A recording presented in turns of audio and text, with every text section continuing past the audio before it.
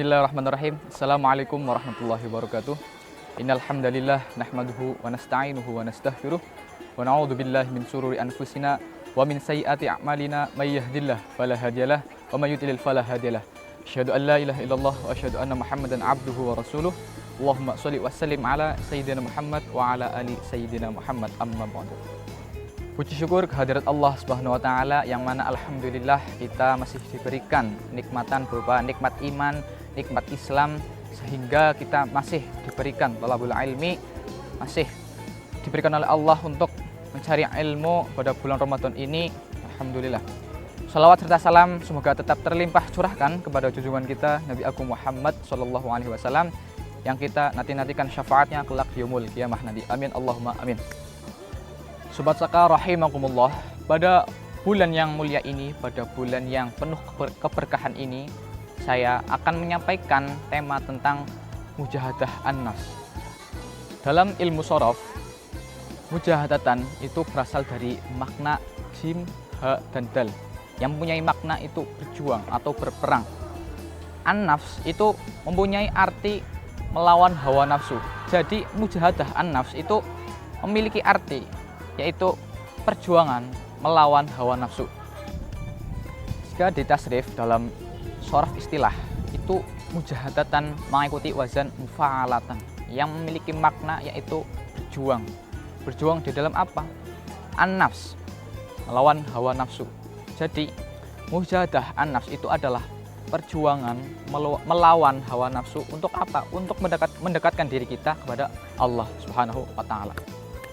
Sahabat Saka rahimakumullah, pada bulan Ramadan ini, pada bulan yang penuh keberkahan ini, Allah Subhanahu wa taala dan pada ini sudah sangat tepat untuk apa? Melakukan mujahadah an-nafs. Karena apa? Karena Allah Subhanahu wa taala itu menutup pintu neraka, membuka pintu rahmat, terus mengikat setan-setan.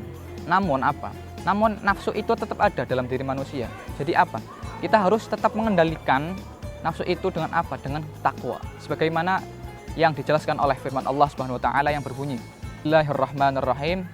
Ya ayyuhalladzina amanu kutiba alaikumusyamu kama kutiba alal ladzina min qablikum la'allakum tattaqun. Artinya, wahai orang-orang yang beriman, berpuasalah bulan Ramadan, maka tergolong orang-orang yang bertakwa. Quran surat Al-Baqarah ayat 182. Sobat Saka yang dirahmati oleh Allah Subhanahu wa taala, perjuangan melawan hawa nafsu pada bulan Ramadan yang pertama yaitu melawan rasa malas. Yang kedua, melawan nafsu makan dan minum. Yang ketiga, yaitu melawan syahwat. Yang ketiga, menahan rasa amarah. Nah, tadi yang pertama kan melawan rasa malas. Jadi melawan rasa malas, perjuangan melawan hawa nafsu pada bulan Ramadan. Yang pertama, kita jangan bermalas-malas. Yang pertama, membaca Al-Quran, Iqra'ul Quran. Yang kedua, kita perbanyak ibadah. Contohnya seperti zikir, berdoa. Apalagi ini di bulan Ramadan, bulan yang penuh kemuliaan, bulan yang penuh diijabah oleh Allah Subhanahu wa taala. Yang kedua, itu melawan nafsu makan dan minum. Jadi pada bulan Ramadan itu bukan hanya menahan rasa haus kita, melainkan di bulan Ramadan itu kita harus mendekatkan diri kepada Allah. Kita harus melatih diri kita agar apa?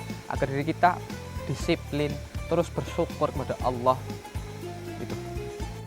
Yang ketiga, menahan rasa amarah. Menahan rasa amarah di bulan Ramadan ini juga melatih kita agar apa? Agar kita tidak marah atau bisa menjaga emosi kita pada bulan Ramadan. Nabi Muhammad SAW bersabda, puasa adalah perisai.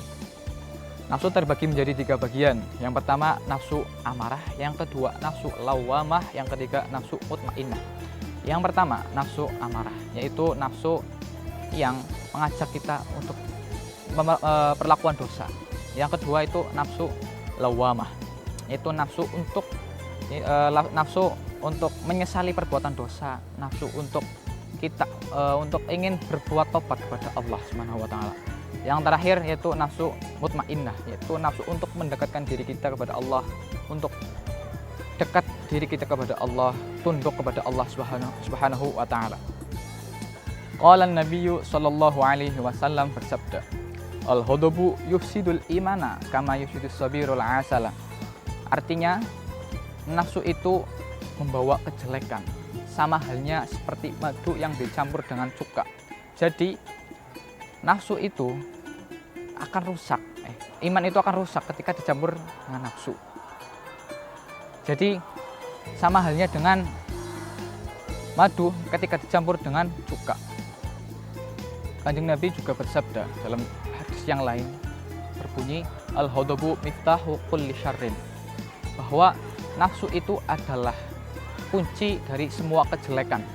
Jadi nafsu adalah salah satu kunci itu untuk merusak kejelekan dari seseorang untuk melakukan hal-hal yang baik.